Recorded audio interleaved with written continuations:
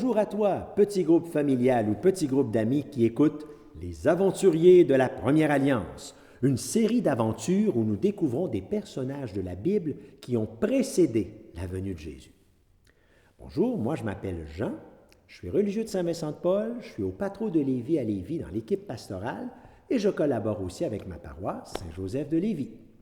Cette semaine, ou aujourd'hui plutôt, Isaïe et le roi Akaz. Isaïe, c'est un prophète, quelqu'un qui était comme un visionnaire. Et Akaz, c'était le roi du pays. On va découvrir ensemble que vivre les épreuves, ça demande du courage. Vivre les épreuves avec courage. On va aller voir qu'est-ce qui s'est passé dans la vie de Isaïe et de son roi Akaz. Le prophète Isaïe est très occupé. Les Assyriens, ça c'est le pays voisin, oh là là, ils veulent envahir le pays. Aïe, aïe, aïe, aïe. Les royaumes du Nord veulent que le roi Akaz fasse alliance avec eux. Oh, le roi a peur.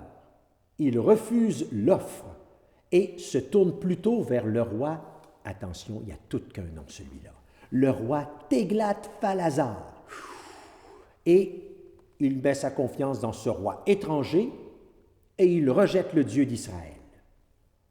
Isaïe, qui est prophète, propose à Akaz un signe du ciel pour sauver le pays.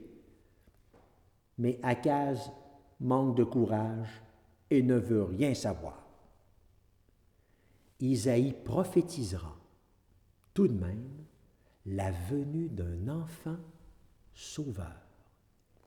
Il prophétise la venue de Jésus bien des années avant qu'il naisse.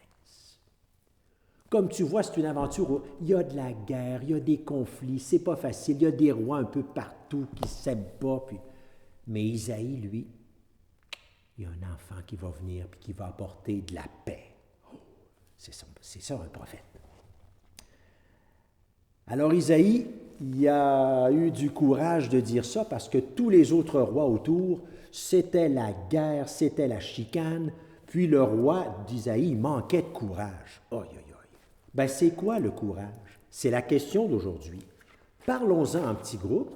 Qu'est-ce que tu penses de ça? Comment ça marche le courage?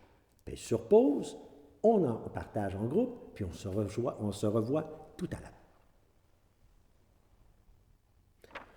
Voilà, on est de retour.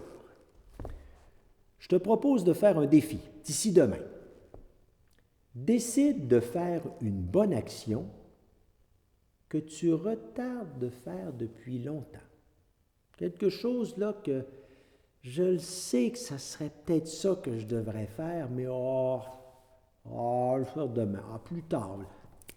Décide d'avoir un petit instant de courage et dire « je le fais ». Peut-être que c'est quelque chose qu'un de tes parents t'a demandé, ou un de tes amis qui veut jouer avec ton ballon, mais non, mais tu décides aujourd'hui de poser ce geste-là. Décide de faire une bonne action que tu retardes depuis longtemps de faire. Ouais, pas toujours facile, mais on va trouver de l'encouragement. Jésus va nous donner une petite parole pour nous encourager et on va essayer de bien la placer à l'intérieur de nous, comme on dit dans notre cœur, pour qu'on puisse être avec Jésus quelqu'un qui a du courage. Jésus te dit aujourd'hui, celui qui perd sa vie la trouvera.